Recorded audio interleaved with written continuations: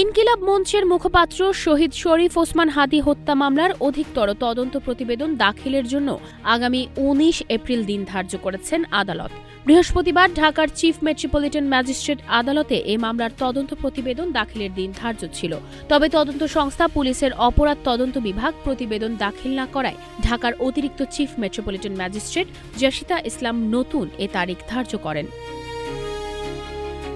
গত বছরের ১২ ডিসেম্বর জুমার নামাজ শেষে ফেরার পথে দুপুর আনুমানিক ২:২০ পল্টন থানার বক্স কালভার্ট রোডে দুষ্কৃতকারীরা ওসমান হাদীকে গুলি করে পালিয়ে যায়।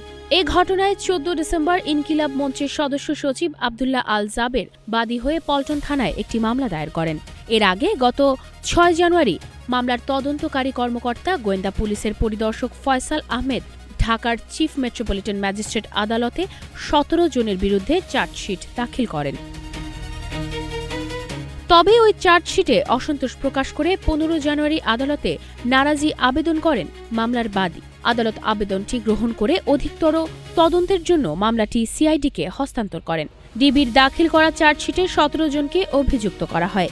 এর মধ্যে ১১ জন বর্তমানে কারাগারে এবং ৬ জন পলাতক।